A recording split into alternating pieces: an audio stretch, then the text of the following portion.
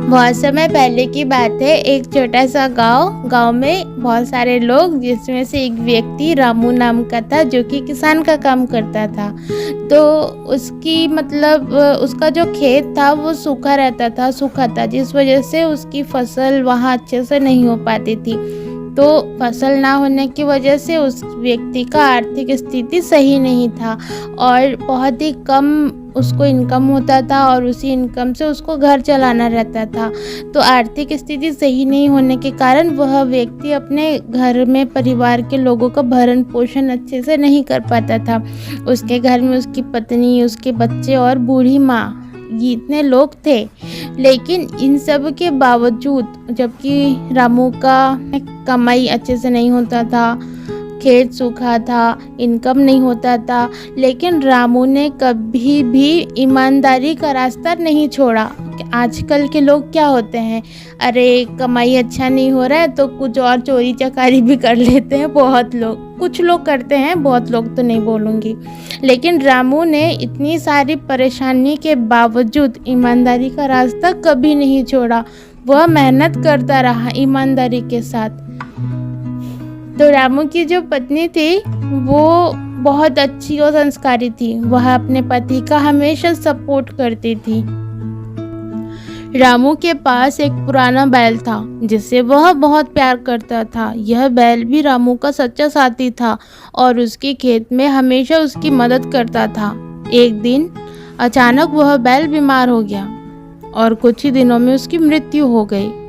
रामू बहुत दुखी हुआ क्योंकि बैल के बिना उसकी खेती और भी कठिन हो गई थी। बैल की मृत्यु के बाद रामू ने अपनी खेती जारी रखी, लेकिन अब वह और भी मुश्किल हो गई थी। रामू ने अपने खेत की देखभाल और भी अच्छे से करनी शुरू कर दी, लेकिन फसलें अभी भी कम होती थी। गांव के अन्य किसान रामू की स्थिति देखकर उसका मजाक उड़ाते थे और कहते, तुम्हारे अच्छे कर्म तो तुम्हें कुछ नहीं देंगे। देखो तुम कितना मेहनत करते हो, फिर भी तुम्हारी फसलें खराब होती है। हा हा हा हा हा। लेकिन रामू ने उन लोगों की बातों का कोई बुरा नहीं माना और अपनी मेहनत जारी रखी। उसने अपनी मेहनत से कभी हार नहीं मानी और दिन रात खेतों में काम करता रहा। धीरे धीरे उसकी मेहनत रंग लाई और उसके खेत में हरियाली छाने लगी।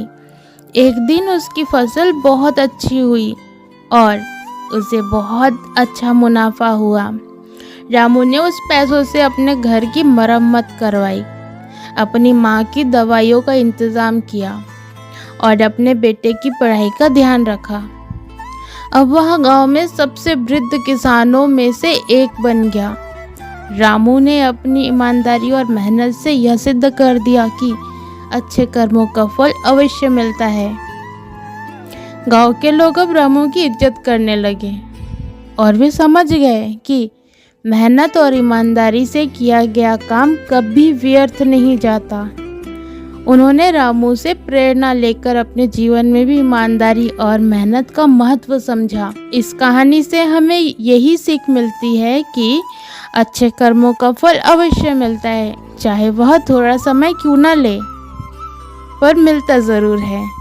मेहनत और ईमानदारी से किया गया काम कभी व्यर्थ नहीं जाता। रामू की कहानी हम सभी के लिए एक प्रेरणा है कि जीवन में चाहे कितने भी कठिनाइयाँ आए, हमें कभी अपने अच्छे कर्मों का रास्ता नहीं छोड़ना चाहिए। अंततः अच्छे कर्मों का फल मीठा होता है।